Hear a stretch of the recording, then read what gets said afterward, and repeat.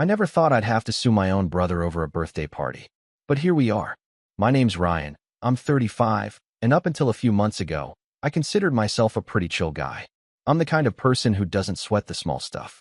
Forgot to text me back? No problem. Showed up late to dinner? Whatever. Life's messy. I get it. But if there's one thing I do take seriously, it's my son. His name's Dylan. He just turned 8. And if you've ever had a kid look at you like you hung the moon, you'll understand why this story hurts so much. Dylan's the best thing that ever happened to me.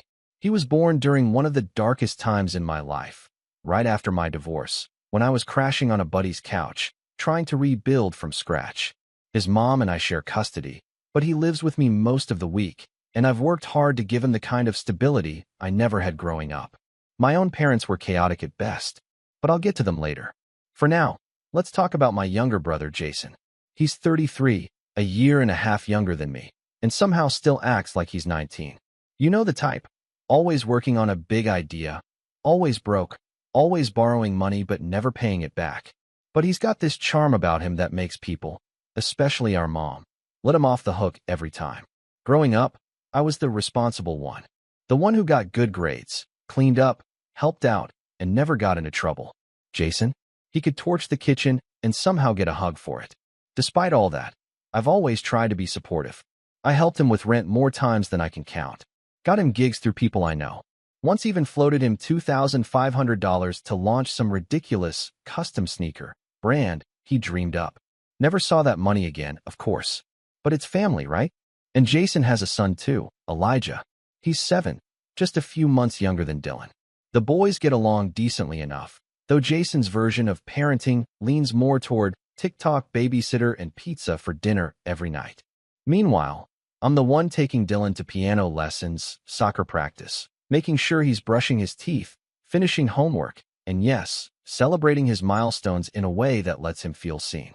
So when Dylan's 8th birthday started coming up, I wanted it to be special.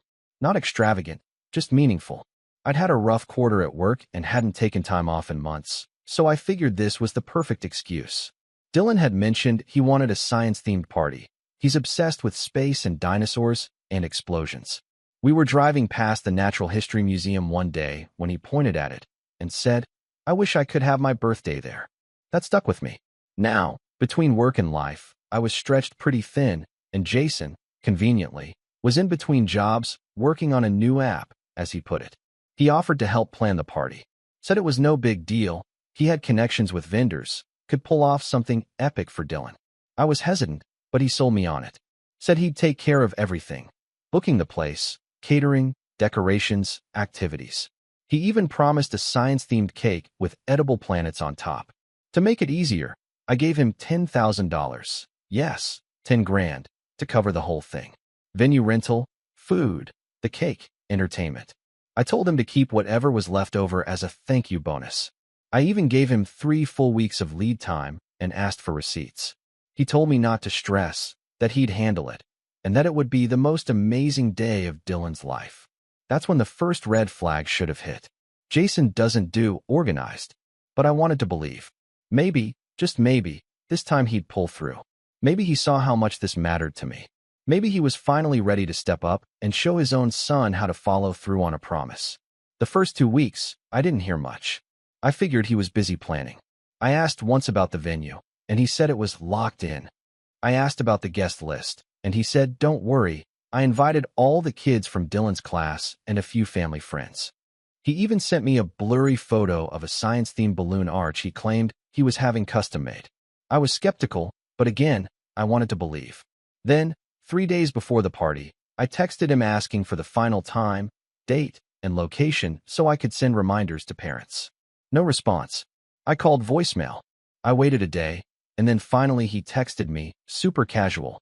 "Yo bro, slight change in plans. Can we talk later?" Now I'm sweating. I call him. He answers, sounding winded, like he's juggling 5 things at once. "Hey man," he says, "so small thing. The museum ended up being booked, but I found a better spot." Better? "It's this event space downtown," he says. Very open, very modern. I already sent the invites. Sent the invites? To who? I asked. "All the important people," he says, brushing it off. "Dylan's classmates, our folks, my friends. You know, It's gonna be awesome. Trust me. I was getting annoyed. I asked him to send me the address.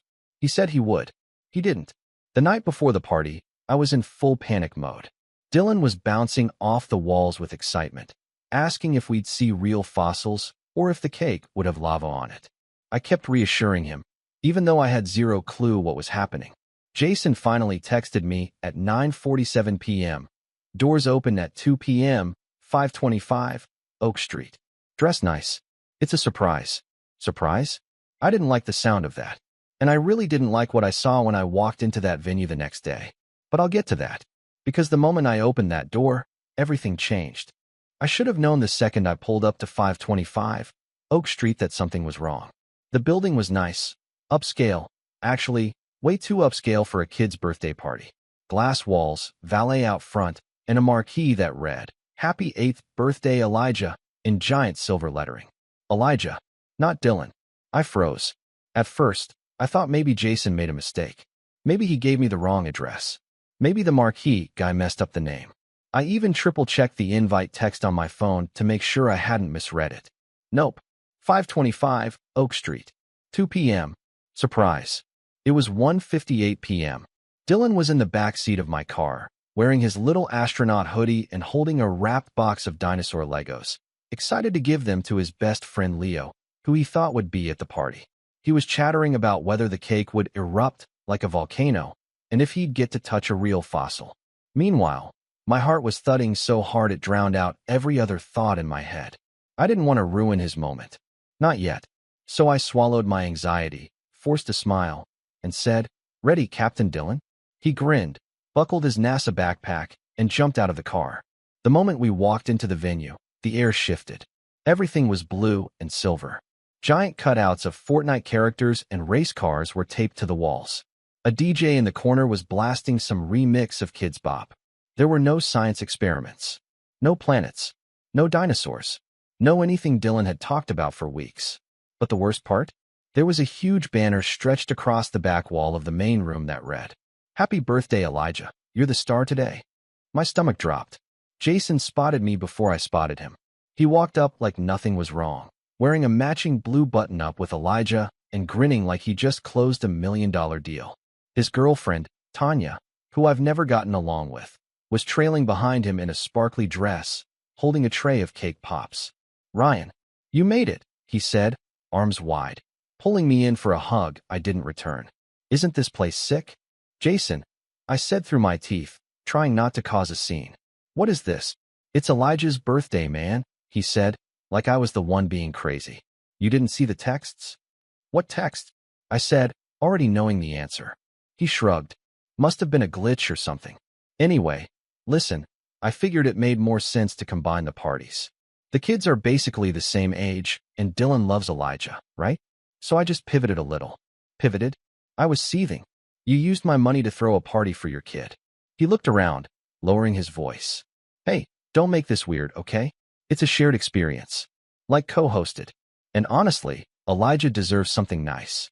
He's been having a tough time lately, what with Tanya getting laid off and all." I swear I blacked out for a second. This wasn't some tiny miscommunication.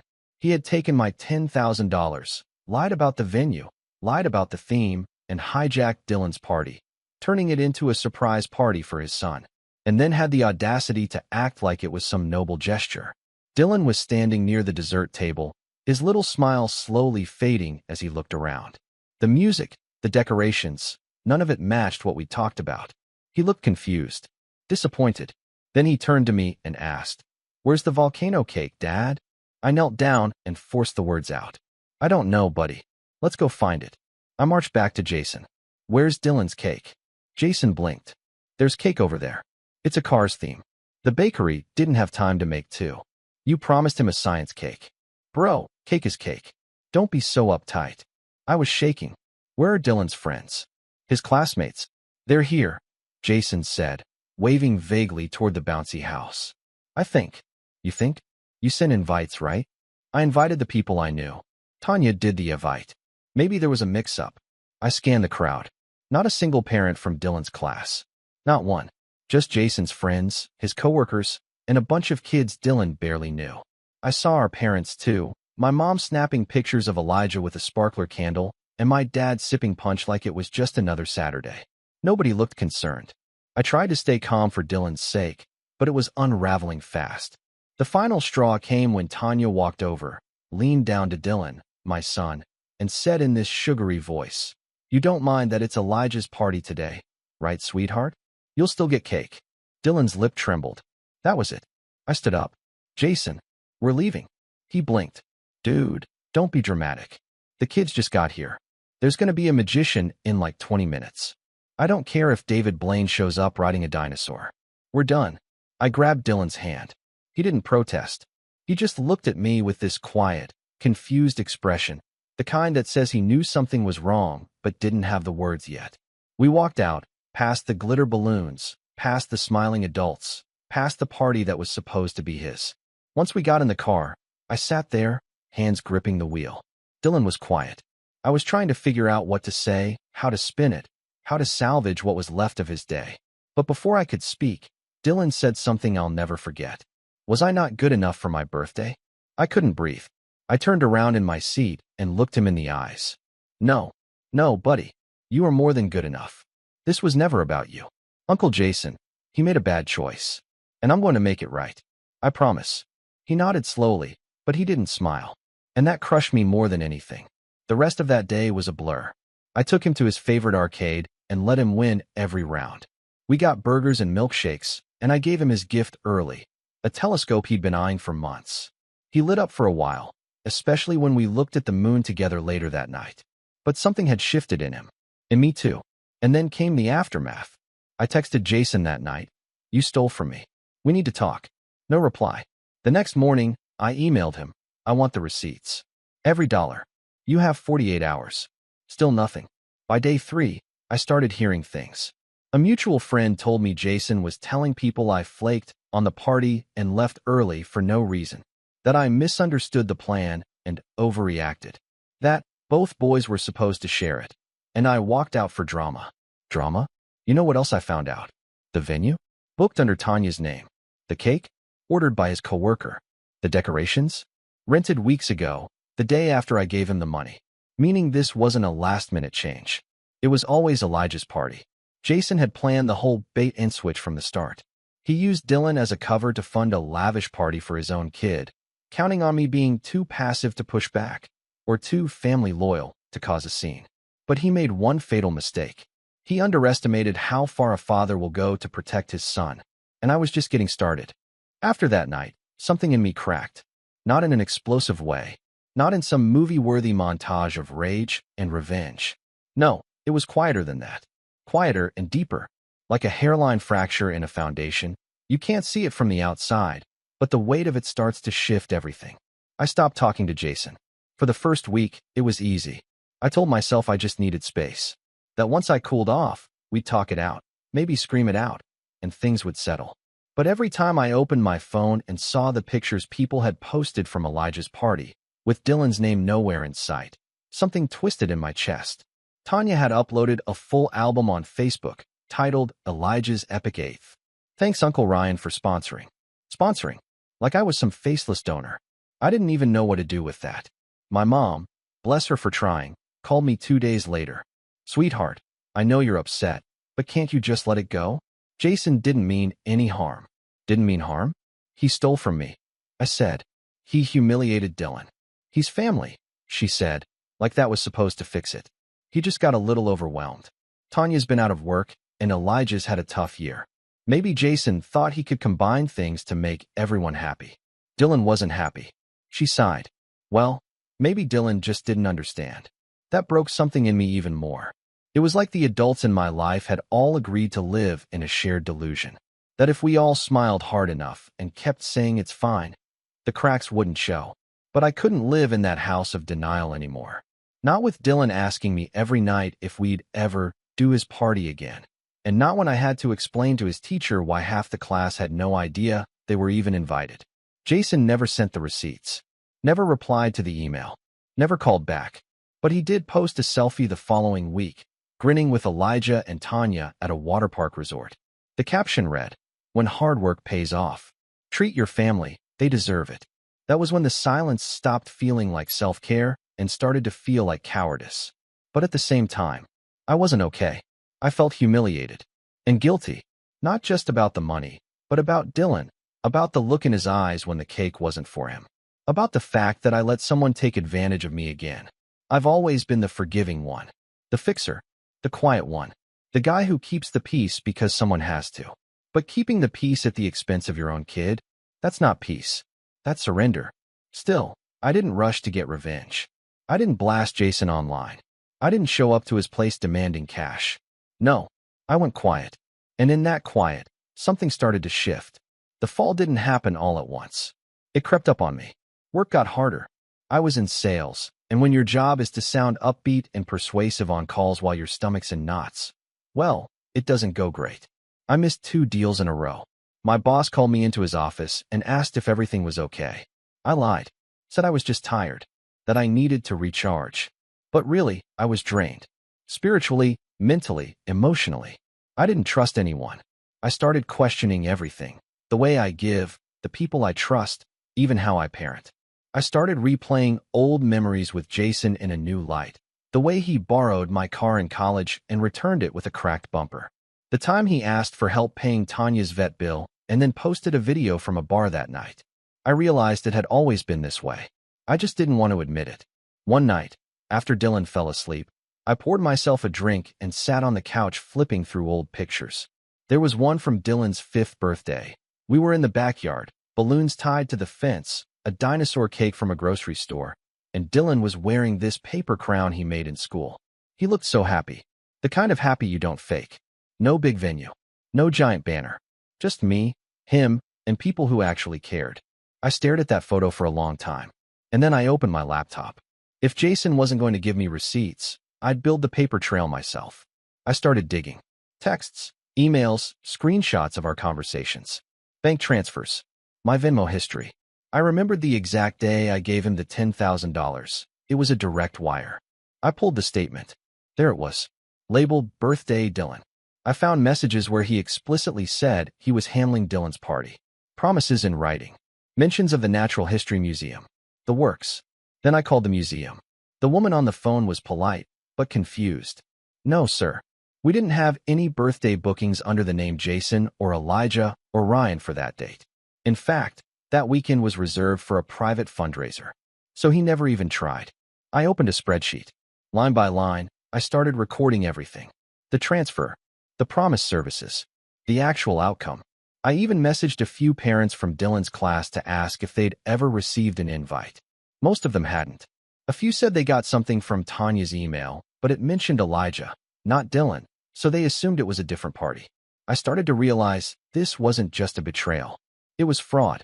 Maybe not criminal, maybe not jail-worthy, but enough to make a small claims judge raise an eyebrow. Enough to call a lawyer. Not to sue yet, but to understand what my options were. I didn't tell anyone. Not my parents. Not Dylan. Not even my friends. I just worked. Quietly. Calmly. And somewhere in that quiet rage, I started rebuilding. Work got better. I stopped faking cheeriness and started getting real. When a colleague asked how I was doing, I actually told her. Not the details, just that I'd had a family betrayal, and I was working through it. She didn't flinch. Just nodded and said, yeah, been there. We ended up having coffee. Nothing romantic, just connection. Real talk. Dylan and I started spending more quality time together. No big events. Just hikes. Movie nights. I let him help me cook dinner, even if it meant waiting 30 minutes longer and burning the rice half the time. I listened more. And one night, while we were lying on the grass looking at the stars through his telescope, he said something that made my heart break in a good way. I like this birthday better, he said. The one after the fake one. I smiled. Yeah. It's just us. It wasn't just us, though. Not anymore. See, the more I rebuilt my own life, the more I noticed how Jason's life started to fray. He kept up the social media facade, of course, fancy captions, new hashtags, flexing designer clothes that he definitely hadn't bought himself. But cracks were showing. Tanya got a new job and moved to another city. Jason didn't follow. Then a friend of mine, a wedding planner, messaged me out of the blue. Hey, weird question. Did your brother book a venue using your name? I stared at my screen. What venue? I asked. She sent a screenshot. Jason had apparently name-dropped me to get a discount on a banquet hall for a family reunion. Claimed I'd worked with them before, vouched for him. He'd even used my old company email in the forms. I called the venue myself. Sure enough, it was booked under my name, with his phone number and a deposit paid in cash. That was it. That was the moment I stopped being quiet. But I didn't yell. I didn't confront. I just smiled. Because I realized something. Jason didn't just think he could take from me. He needed me. My name. My reputation. My consistency. He built his chaos on the foundation of my stability. And for the first time in my life, I was ready to take that foundation back. So I kept building. Building my case. Building my network. Building his downfall. And when the moment finally came to strike, I'd do it in a way he'd never forget. But we'll get there. They say revenge is a dish best served cold. I wasn't planning on a banquet. I was planning a 5-course meal with a wine pairing and a dessert menu Jason wouldn't see coming. By now, I had everything I needed to crush him legally. Emails, texts, bank transfers, screenshots, a witness list, and even voice memos from a few parents confirming they'd never been invited to Dylan's birthday. But I didn't want to just win in court. That would have been too clean, too quick. Jason had humiliated my son. He made Dylan question if he even deserved his own birthday. This wasn't about just getting my money back.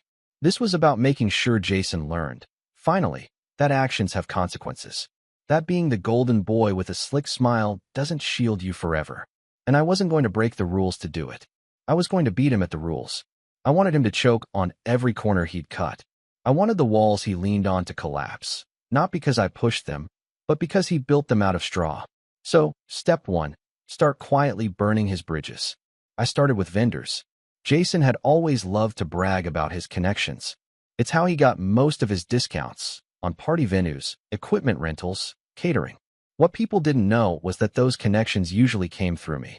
Years ago, I worked in event sales. I still knew people in the industry. One of my old colleagues, Marissa, ran a vendor coordination agency now, the kind that high-end planners use to source venues, permits, and logistics. I gave her a call. "Hey Mar," I said casually. "You ever work with a guy named Jason Maddox?" Silence for a beat. Then, "Ryan, please tell me he's not family." "Unfortunately, he is." She groaned. "He's been using your name. Said you referred him. We cut him a deal last month on a lighting package. It was a mess. Late payments, last-minute changes, and he tried to upsell the DJ without telling us. Mind if I clear that up for you?" "Please." So I did. I explained everything. Calmly, factually. She didn't just believe me. She was furious. She told me Jason had done this to 2 other vendors on her list as well. Claimed he was tight with me and used that to bypass standard contracts and negotiate family discounts. And that's when I saw my opening. "Would you be open to sending a vendor-wide memo?" I asked. "Just letting people know he doesn't represent me, or anyone else for that matter?" She didn't hesitate. Done. Within a week, Jason's name was flagged in 3 internal vendor systems. His deposit refunds were delayed due to verification. His inquiries went ignored. His discounts vanished. Tanya's old event planner friend, who had helped him with Elijah's party, messaged me privately and said, "Thank you. He name-dropped you to us too. We would have never guessed." That was just phase 1. Phase 2 required a little more creativity. See, Jason had always leaned on social clout. He loved being seen as the fun dad, the guy who threw the best parties, who made things happen. But his image was fragile. He needed that facade like a shark needs motion. If he stopped performing, he drowned. So I decided to hit him where it hurt, his public persona. I created a new Instagram account, anonymous, no followers, no posts, and followed all the event pages he'd tagged from Elijah's party. Then I messaged each one with a simple inquiry. "Hey, curious why you helped promote a party that was funded under false pretenses? Heard the dad stole the money meant for his nephew's birthday and used it for his own kid. Seems off." I didn't accuse. I asked, just enough to plant doubt. A few didn't respond. But one, a kids' party entertainer with 80K followers, replied, "Wait, are you talking about Jason? He hired me for that party. Paid in cash. Said it was a combo birthday, but only Elijah's name was on everything." I felt weird about it. I didn't push. I just thanked them and moved on. A few days later, their post about Elijah's party was quietly taken down. Another domino. Then came phase 3, the party. No, Not another fake shared party. A real one. For Dylan. On his own terms. I'd already missed his birthday, and I wasn't about to let that be the final word. But I didn't want to just throw a makeup party. I wanted to flip the narrative. Reclaim the story. Dylan deserved to feel like he was worth the celebration. So I started planning, quietly and carefully. I didn't tell Dylan at first. Just told him we were going to do something cool soon. A surprise. But his surprise, not someone else's hijack. I reached out to the Natural History Museum again. Turns out they had a last-minute cancellation for a Saturday afternoon 3 weeks out. It wasn't cheap, but I wasn't thinking about cheap. I was thinking about right. I booked it. Then I called in every favor I had. A former client of mine ran a mobile science lab for schools. They agreed to bring their volcano experiment station and Dino Dig kit. Another buddy of mine was a children's illustrator. He offered to do personalized caricatures of every kid in space suits. I hired a baker who specialized in custom cakes, and together we designed a 4-tiered masterpiece. Half galaxy, half prehistoric jungle, with an erupting chocolate lava center and tiny edible astronauts scaling the sides. But this time, I didn't give a dime to anyone else to plan it. I kept control.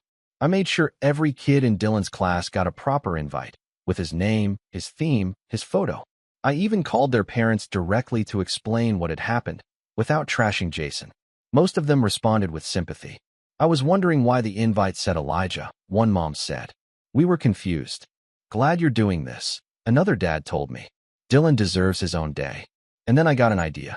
It started as a joke. But the more I thought about it, the more it felt perfect.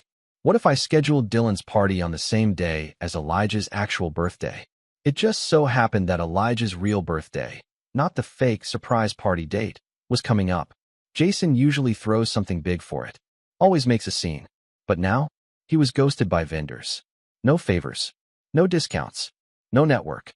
So I booked Dylan's party for the exact same day. And I invited everyone. All of Dylan's classmates. All of the extended family. All of Jason's mutual connections. The ones who used to believe his stories. But here's the twist. I didn't tell anyone it was the same day. I just let the invitations speak for themselves. Meanwhile, I kept tabs on Jason. Not in a stalkerish way. Just through mutual circles. He tried to book a venue. Got denied. Tried to rent a bouncy castle. Vendor bailed. Someone told me he was scrambling to find an alternate plan. Hosting something at a park, maybe, or a last-minute pizza party. It didn't matter. Because I was already several steps ahead. I wasn't just setting the stage for revenge. I was building a new narrative. One where Dylan wasn't the afterthought. He was the main character. And Jason? He was about to find out what it feels like to be invisible. The night before the party, Dylan found me taping together gift bags with tiny astronaut helmets on top. He watched me for a minute, then said, "Is this for the surprise?" I smiled. "Yeah, but this time, the surprise is yours." He grinned. "Will there be lava cake?" "Chocolate lava," I nodded. "And an edible T-Rex." He gasped and threw his arms around me. "Thanks, Dad." That moment, that hug, that was when I knew. This wasn't just about getting even. It was about showing my son that when people betray you, you don't shrink. You rise. And you make the world remember exactly who you are. But the next day, that's when everything came crashing down for Jason. And I haven't even told you the best part yet. The morning of Dylan's real birthday party, not the decoy, not the lie, the real one, the one he earned and deserved, started off bright and quiet. The sky was this soft kind of blue that made everything feel intentional. Like even the weather was rooting for him. I woke up before he did. Made pancakes with chocolate chip stars, sliced strawberries into little rocket shapes. Nothing fancy, just thoughtful. That's what I'd learned through all this. Kids don't need grand, they need real. By the time we got to the museum, the staff was already setting up. Tablecloths printed with constellations. Planet-shaped balloons tied to dino footprints leading toward the main exhibit hall. The science team had their stations ready. DIY volcanoes, meteorite touch samples, and even a build-your-own-asteroid kit. Dylan couldn't stop bouncing on his heels. And the cake? It stole the show. 4 towering tiers, rotating slowly on a custom stand. The top half was a night sky filled with sugar stars and astronauts. The bottom was a dense jungle of ferns, raptors, and a tiny molten volcano that actually oozed chocolate when tapped. Dylan stared at it like it was a spaceship. "Is this all for me?" he whispered. "All of it," I said, kneeling beside him. Every single part. By noon, kids were arriving in waves. Classmates, neighbors, even 2 cousins from my ex's side. Every one of them was holding a gift and calling his name. And Dylan? He beamed. Not smiled, beamed. He didn't know yet what I'd done behind the scenes. To him, this was just magic. To me, it was reclamation. Around 12:30, while kids were decorating astronaut helmets and chasing flying drones shaped like pterosaurs, I stepped away to check my phone. I had one unread message from a mutual friend of Jason's. Bro, what the heck is going on? Where's everybody? I didn't reply. Apparently, Jason's party, a hastily thrown together barbecue at a local park, was starting to unravel. Fast. Turns out when you lie to people for long enough, they stop showing up. The parents Jason had expected to attend had all RSVP'd to my event. He hadn't even realized Dylan's party was on Elijah's actual birthday until it was too late. Most of them hadn't even told him they were going elsewhere. They just went. From what I heard later, the setup was rough. No decorations. No show. No cake at first. He'd forgotten to pick it up and had to sprint to a grocery store. Tanya didn't come. Apparently, she'd caught wind of what he did with the $10,000 and decided she'd had enough. She and Elijah had been on shaky terms with Jason since she moved back in with her sister. This was the last straw. But the real blow was the entertainment. Jason had apparently bragged that the same magician from Elijah's last party was going to be there again. Except, well, that magician, he was at my party because I'd hired him and paid him properly, in advance, with a contract. So around 1:45, right after Dylan finished building a baking soda rocket that launched 5 feet into the air, the magician appeared in full astronaut gear, hovering beside the kids with smoke effects and an animatronic alien puppet. The screams of excitement were so loud I could barely hear the music anymore. That was the moment I got the second message from Jason. Seriously? You booked him? You planned this on today? I didn't respond to that one either. Because the truth is, I didn't plan it on Elijah's birthday.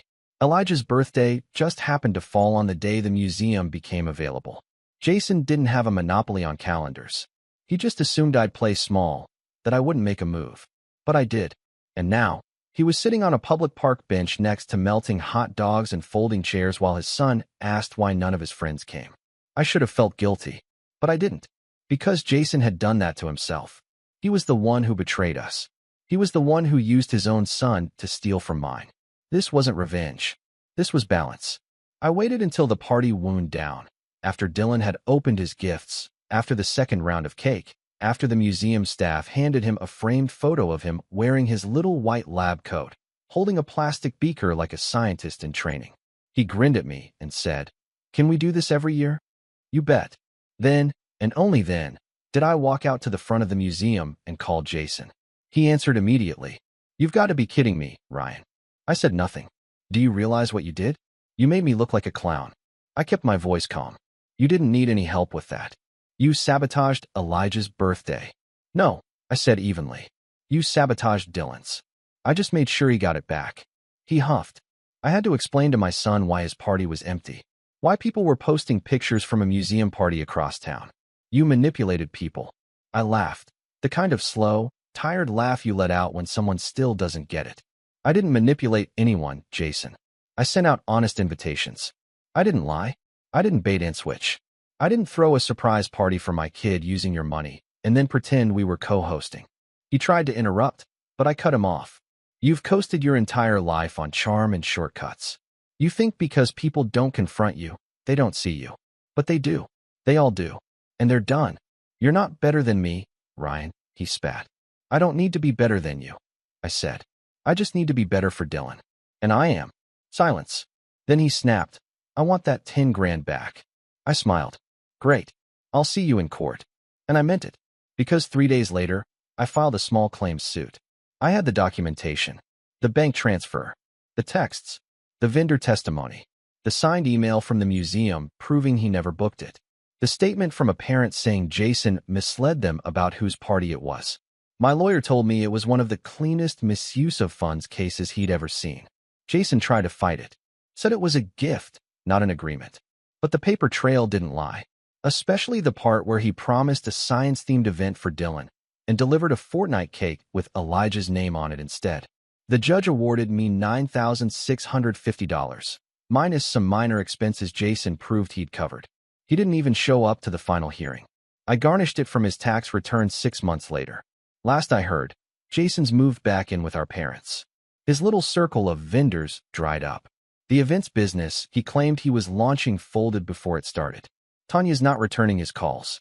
Elijah still spends time with him, but I noticed something when they came to a school event a few weeks later. Elijah didn't run to his dad. He ran to Dylan.